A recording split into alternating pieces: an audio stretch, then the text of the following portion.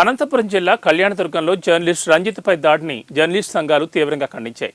Journalist సంఘాల ఆధ్వర్యంలో నిరసన వ్యక్తం చేశారు. దాడికి పాల్పడిన మంచు మోహన్ బాబుపై క్రిమినల్ కేసులు నమోదు చేసి వెంటనే అరెస్ట్ చేయాలని డిమాండ్ చేశారు. ముందుగా అంబేద్కర్ విగ్రహం వద్ద జర్నలిస్టులు మోహన్ బాబుకి వ్యతిరేకంగా నినాదాలు చేశారు. అనంతరం అంబేద్కర్ విగ్రహం నుంచి పట్టణ పోలీస్ స్టేషన్ వరకు ర్యాలీగా వెళ్లి మోహన్ బాబుపై చట్టపరమైన చర్యలు తీసుకోవాలని సీఐ యువరాజ్కు జర్నలిస్టులు ఫిర్యాదు చేశారు.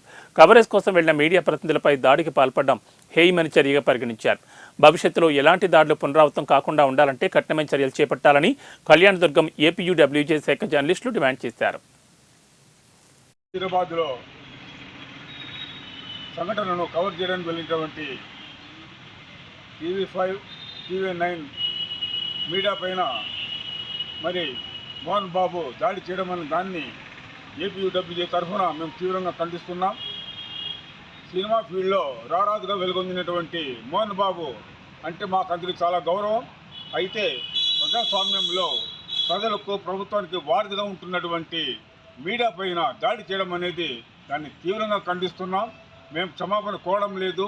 ఎవరైతే మీడియా యొక్క స్వేచ్ఛను అడ్డుకుంటారో వాళ్ళని చట్టపర కఠినంగా శిక్షించాలని చెప్పేసి ఈ సందర్భంగా మేము డిమాండ్ చేస్తున్నాం. కాబట్టి మోహన్ బాబు పైన కూడా కేసు నమోదు చేసి